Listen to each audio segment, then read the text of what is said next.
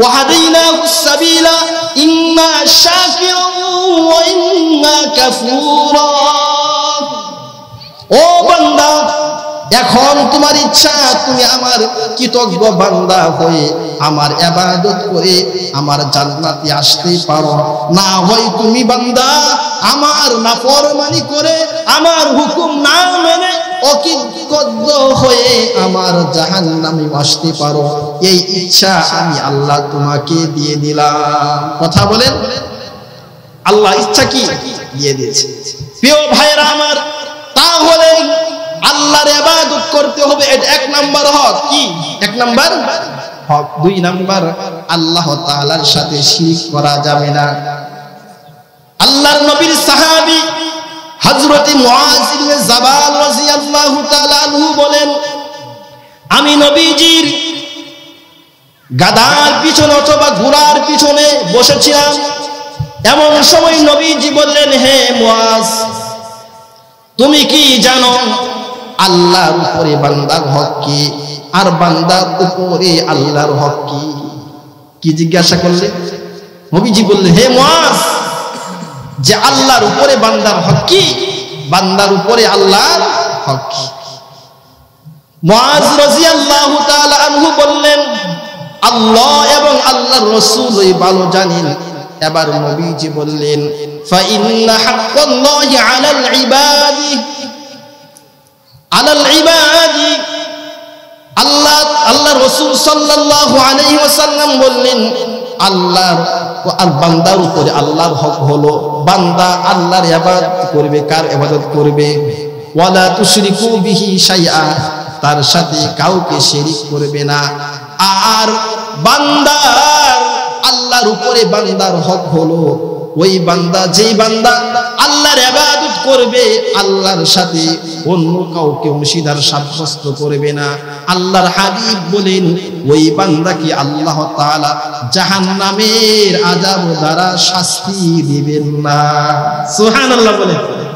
যদি আল্লাহর ইবাদত করি, আল্লাহ তাআলার সাথে অন্য কাউকে শরীক না করি, তাহলে আল্লাহ কি করবেন না? জাহান্নামের আগুন দ্বারা কি করবেন না? শাস্তি দিবেন না। প্রিয় ভাইরা আমার, আল্লাহর ইবাদতের ভিতরে কয়েকটি গুরুত্বপূর্ণ ইবাদত রয়েছে।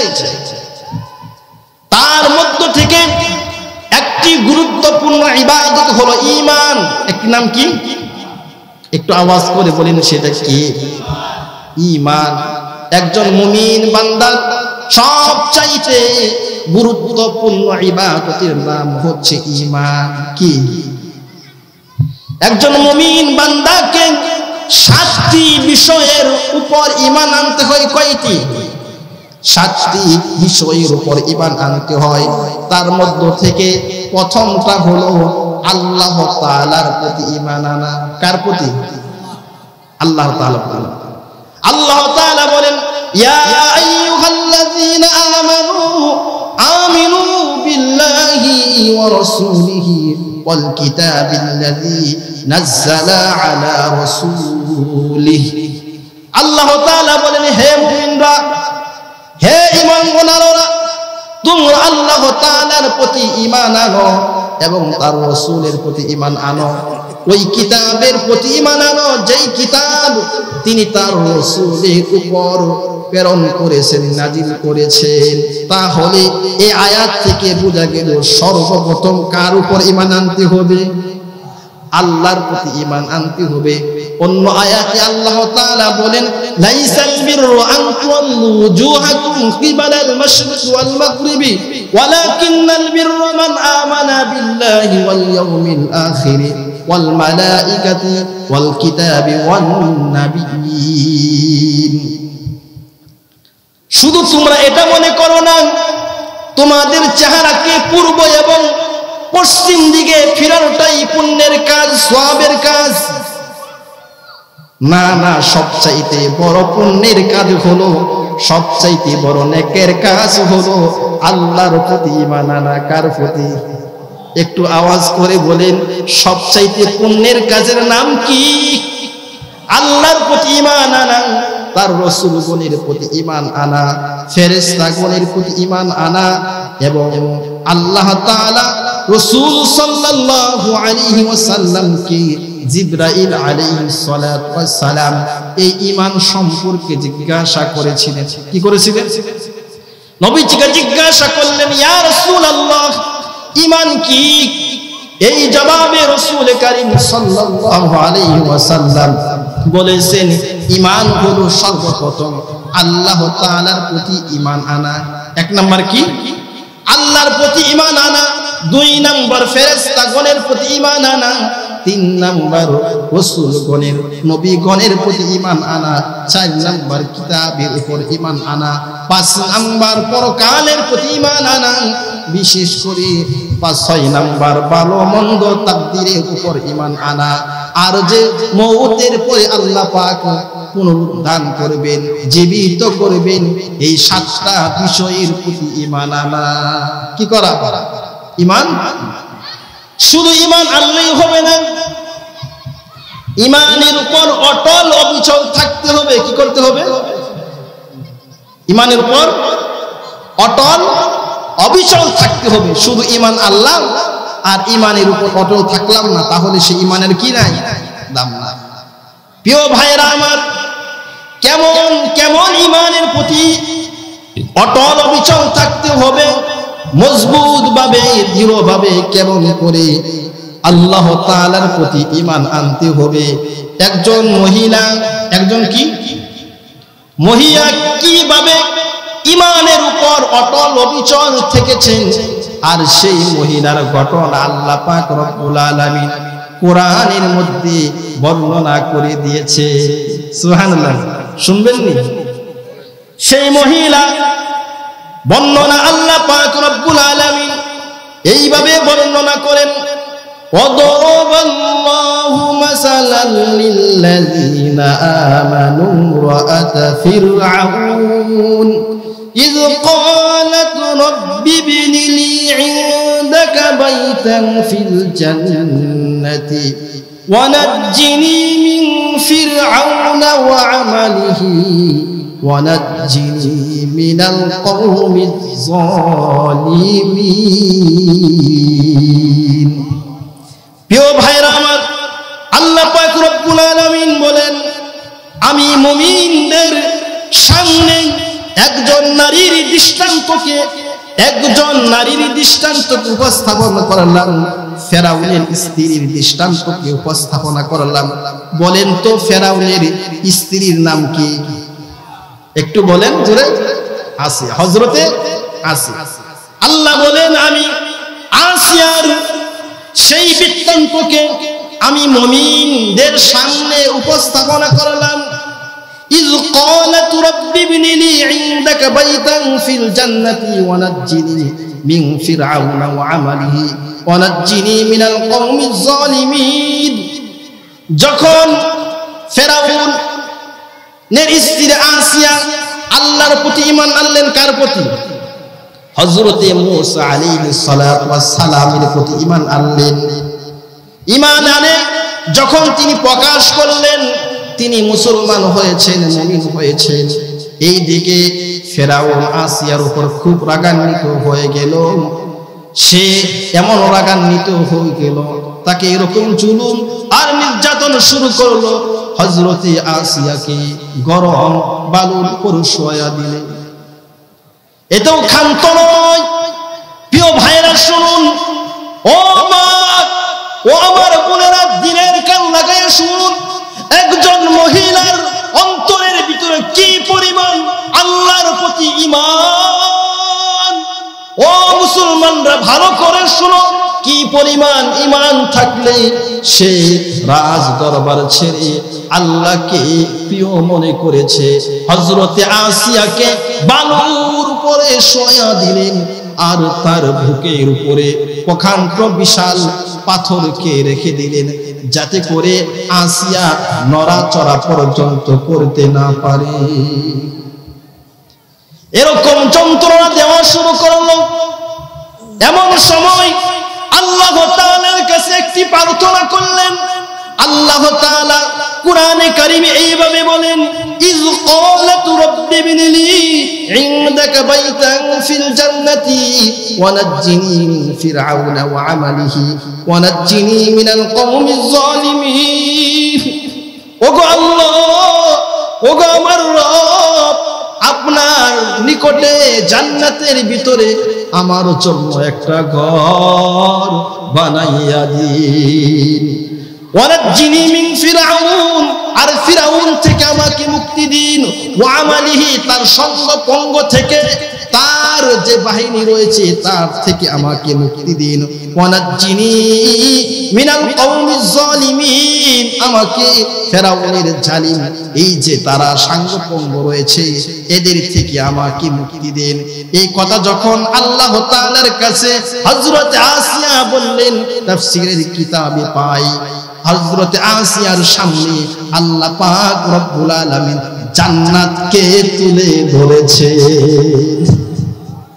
অন্য রিওয়ায়াতে রয়েছে হযরত আসিয়াকে আল্লাহ পাক রব্বুল আলামিন জীবিত অবস্থায় জান্নাতের ভিতরে প্রবেশ করিয়ে দিয়েছিলেন তোমরা যেমন ভাবে দুনিয়াতে খাও পান করো হযরত আসিয়াকে আল্লাহ পাক রব্বুল আলামিন ওই জান্নাতের ভিতরে খানা পিনার ব্যবস্থা করে দিয়েছে ও কেমন মজবুত ইমান ছিল ফিরআউনের মতো ক্ষমতাধর বাদশা এরকম ক্ষমতাধর বাদশা পৃথিবীতে এখন আছে না যিনি নিজেই খোদা দাবি করত রব দাবি করত প্রজাদেরকে গোলাম বানিয়েছিল দাস বানিয়েছিল এরকম ক্ষমতাধর বাদশার দাম কম না বেশি কথা বলে অনেক বেশি আমাদের সমাজের যদি কোন একটা নেতার চামচা হতে পারি তার কাছে যাওয়া যায় না কথা বলেন ঠিক কিনা ওই চামচাই কোটি কোটি টাকার মালিক হয়ে যায় কথা বলেন ফিরআউনের মতো ক্ষমতাধর বাদশার স্ত্রী তার দাম অনেক অনেক বেশি সুখের কোনো সীমানা নাই রাজ দরবারে থাকে ওই ক্ষমতা আর সুখ সবকিছু বাদ দিয়া নির্যাতনের জীবন নিয়া আল্লাহর প্রেম নিয়া দুনিয়া থেকে বিদায় হয়েছেন আল্লাহ পাক তাকে খুশি হইয়া জান্নাত তার সামনে তুলে ধরেছে সুবহানাল্লাহ বলেন এমন যদি কেউ এখনো যদি কেউ আল্লাহর প্রতি দৃঢ় ঈমান রাখে দৃঢ় বিশ্বাস রাখে তার সম্মান আল্লাহ বাড়িয়ে দিবেন কিনা কথা বলেন হযরতে বেলালের নাম শুনেছেন আপনারা বেলাল কিন্তু তেমন সুন্দর মানুষ ছিলেন না একজন গোলাম কৃতদাস ছিল কৃতদাস একজন গোলামের দাম এত হয়েছে হযরতে বেলাল জমিনে হাঁটতো জমিনে আল্লাহর হাবিব সাল্লাল্লাহু আলাইহি ওয়াসাল্লাম যখন মেরাজে গিয়েছিলেন তখন হযরতে বেলালের পায়ের জুতার ধ্বনি ওই আরশে মহল্লায় শুনতে পেয়েছিলেন সুবহানাল্লাহ তাহলে ওই কালো মানুষটা কৃতদাস মানুষটার দাম আল্লাহ মর্যাদা এত কেন করলেন এই জন্য করলেন ঈমানের উপর অটল থেকেছিল অবিচল থেকেছিল তাকে নির্যাতন করা হয়েছিল জুলুম করা হয়েছিল তথাপিও এক আল্লাহর ইবাদত থেকে এক আল্লাহর বিশ্বাস থেকে তাকে এক চুল পরিমাণও সরাইতে পারে না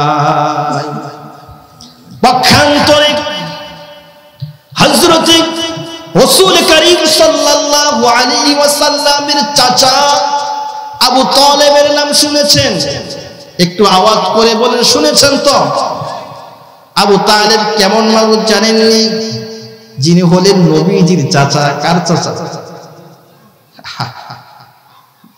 কেমন নবী যিনি দু জাহানের বাদশা নবী যাকে আল্লাহ হাবিবুল্লাহ উপাধি দিয়েছেন হাবিবুল্লাহ কাকে বলে জানেননি হাবিবুল্লাহ ওই বন্ধুকে বলে বন্ধু যা চাবে তা দিয়ে পূরণ করা হবে সুবহানাল্লাহ আরেকজন নবীর নাম উপাধি আল্লাহ দিয়েছেন খলিলুল্লাহ। কি খলিলুল্লাহ মানে কি জানেননি? আল্লাহ যা চাবে তাই খলিলুল্লাহ দিয়ে দিবে। সুবহানাল্লাহ বলে। আল্লাহ ইব্রাহিম আলাইহিস সালাতু ওয়াস সালামের কাছে চাইলেন, ও বন্ধু আমার, তোমার সন্তানকে কুরবানি করে দাও। কুরবানি করেছিল কিনা? কথা বলেন। চেয়েছেন, সন্তানকে কুরবানি করার জন্য প্রস্তুত হয়ে গিয়েছেন। এমনই ভাবে রাসূল করিম সাল্লাল্লাহু আলাইহি ওয়াসাল্লাম যখন আল্লাহ তাআলার কাছে চাইলেন, একটু খেয়াল করো, হাবিবুল্লাহ কাকে বলে, খলিলুল্লাহ কাকে বলে?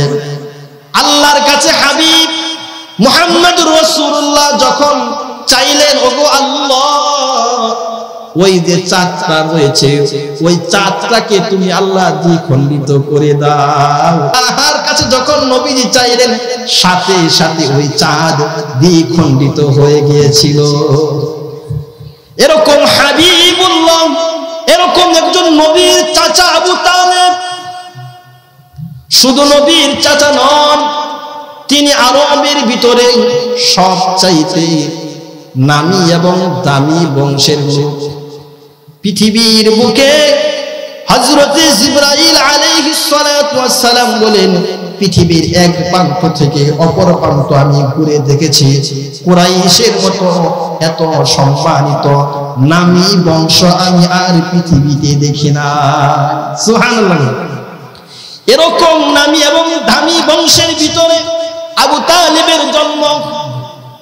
শুধু নামী এবং দামি বংশের লোক না, আবু তালেব ওই মক্কার ভিতরে লিডার ছিল, নেতা ছিল। নবীজির চাচা হওয়া সত্ত্বেও, নামী দামি বংশের লোক হওয়া সত্ত্বেও, লিডার হওয়া সত্ত্বেও, ঈমান যেহেতু ছিল না, কাল কিয়ামতের ময়দানে ঈমান না থাকার কারণে তাকে আগুনের এক জোড়া জুতাকে পরায়া দেওয়া হবে। ফলে তার মগজগুলো গলতে থাকবে। প্রিয় ভাইয়েরা আমার, এটা বোঝাইতে চাই, সে যদি নামী দামি বংশের লোক না হয়, যদি সুনাম খেতে তার না থাকে, উচ্চ বংশ তার না থাকে, নেতাও না থাকে, কিন্তু যদি ঈমান থাকে, জীর্ণ শীর্ণ মানব যদি থাকে, সমাজে যদি তার দামও না থাকে, তাহলে আল্লাহ পাক রব্বুল আলামিন তাকে সম্মানিত করবেন আখিরাতে এবং দুনিয়াতে। সুবহানাল্লাহ। ওই মুমিন বান্দা যখন ইন্তেকাল করবে, যখন তার মৃত্যুর সময় এসে যাবে, তখন আল্লাহ পাক রব্বুল আলামিন তাকে সান্ত্বনার বাণী শোনাইবেন। কি শোনাইবেন? সান্ত্বনার বাণী শোনাইবেন। আল্লাহ পাক রব্বুল আলামিন ওই মুমিন বান্দার মৃত্যুর সময় আল্লাহ পাক রব্বুল আলামিন দলে দলে ফেরেশতা নাজিল করে দিবে। সুবহানাল্লাহ। আল্লাহ তাআলা বলেন, ইন্নাল্লাযীনা ক্বালু রাব্বুনাল্লাহ সুম্মা ইসতাকামু তাতানাজ্জালু আলাইহিমুল মালাঈকাতু আল্লা তাখাফু ওয়া লা তাহজানু ওয়া আবশিরু বিল জান্নাতিল্লাতী কুনতুম তুআদুন। আল্লাহ তাআলা বলেন, যারা ইন্নাল্লাযীনা ক্বালু রাব্বুনাল্লাহ, যারা বলে আমাদের রব হলো আল্লাহ। কি বলে? যারা বলে আমাদের রব কে? আল্লাহ। আমাদের রব কে? একটু আওয়াজ করে বলেন, কে? যারা বলে আমাদের রব হচ্ছে আল্লাহ, আর এই কথার উপরে অটল অবিচল থাকে যে আমাদের রব যে আল্লাহ, এরা শুধু মুখে বললো না, কি করলো? অটল অবিচল থাকলো। কি থাকলো? অটল অবিচল থাকলো। কিভাবে অটল অবিচল থাকলো? রব যা বলেছেন, একটু খেয়াল করুন, রব যা বলেছেন আর রব যা নিষেধ করেছেন, অর্থাৎ ফরজ ওয়াজিব গুলোকে সঠিকভাবে আদায় করলো কোন পর্যন্ত? মৃত্যুর আগ পর্যন্ত সেই আল্লাহর হুকুম অনুযায়ী নিজের জীবনকে পরিচালিত করলো। আল্লাহ তাআলা বলেন তখন এমন মুমিন বান্দার মৃত্যুর সময় আমি আল্লাহ পাক রব্বুল আলামিন দলে দলে ফেরেশতা নাজিল করে দেই। সুবহানাল্লাহ বলেন ইন্নাল্লাযীনা ক্বালু রাব্বুনাল্লাহু সুম্মা ইসতাকামু তাতানাজ্জালু আলাইহিমুল মালাঈকাতু আল্লা তাখাফু ওয়া লা তাহজানু। আর ওই মুমিন বান্দাকে সান্তনার বাণী শোনায়, বলে আল্লাহ তাখাফু, তোমার কোনো ভয় নাই। ভয় নাই, কিসের ভয় নাই? জাহান্নামে জ্বলতে হবে, এই জাহান্নামের ভয় তোমার নাই। সুবহানাল্লাহ। আল্লাহ তাখাফু ওয়া লা তাহজানু, তোমার চিন্তা নাই, কোন চিন্তা নাই। তোমার দুনিয়াতে তোমার বিবি বাল বাচ্চা এগুলো রেখে এসেছো, ধন সম্পদ রেখে এসেছো, এগুলোর চিন্তা তোমার করতে হবে না। ও মুমিন শুনো, আমরা ফেরেশতারা তোমার এই ধন সম্পদ, তোমার এই বিবি বাল বাচ্চার হেফাজত করব। সুবহানাল্লাহ বলে। আর সেই জান্নাতের সুসংবাদ শুনো, যেই জান্নাত আল্লাহ তোমাদেরকে দিবে এই ওয়াদা করেছে, সেই জান্নাতের সুসংবাদ শুনো। আল্লাহ তাখাফু ওয়া লা তাহজানু ওয়া আবশিরু বিল জান্নাতিল্লাতী কুনতুম তুআদুন নাহনু আউলিয়াউকুম ফিল হায়াতিদ দুনিয়া ওয়া ফিল আখিরাহ। আমরা দুনিয়াতে তোমার বন্ধু ছিলাম, পরকালেও বন্ধু থাকব। এই নাহনু অর্থ নাহনু আউলিয়াউকুম, এই নাহনু অর্থ যদি ফেরেশতা হয় তাহলে অর্থ হবে আমরা ফেরেশতারা দুনিয়াতে তোমার বন্ধু ছিলাম, পরকালেও তোমার বন্ধু থাকবো। আর যদি এই নাহনু অর্থ আল্লাহ তাআলা হয় তাহলে অর্থ হবে আমি আল্লাহ তোমাদের দুনিয়াতে বন্ধু ছিলাম, পরকালেও বন্ধু থাকবো। সুবহানাল্লাহ বলেন। আর যখন বন্ধুর বাড়িতে চলে যাবে মুমিন, তখন আল্লাহ বন্ধু হয়ে ওই মুমিন বান্দার জন্য জান্নাতের ভিতরে মেহমানদারির ব্যবস্থা করে দিবেন। নুজুলাম মিন গফুরির রহিম, দয়াময় রবের পক্ষ থেকে আপ্যায়নের ব্যবস্থা থাকবে। একটু আওয়াজ করে বলেন, আমরা কি সেই জান্নাতে গিয়ে আল্লাহর আপ্যায়ন গ্রহণ করতে চাই কিনা? সবাই চাই? একটু হাত তুলে দেখায়। আল্লাহ পাক কবুল করুন, সকলে বলে আমিন। একটু আল্লাহ তাআলা তাকবীর, যে সকল বলে লিল্লাহি তাকবীর। আল্লাহ আমাদের সকলকে পরিপূর্ণ ঈমানদার হয়ে আল্লাহর গোলামি করে এই দুনিয়া থেকে যাওয়ার তৌফিক দান করুন। আমি যতটুকু গোছালো কথা বললাম, এই কথাগুলোর ভিতরে যদি ভুল হয়ে থাকে, ভুলগুলো ক্ষমা দৃষ্টিতে দেখবেন। যে কথাগুলো সহি হয়েছে, এই সহি কথাগুলোর উপর আমাদের সকলকে আমল করা তৌফিক দান করুন। ওয়া আখিরু দাওয়ানা আলহামদুলিল্লাহি রাব্বিল আলামিন। আমার প্রিয় ভাই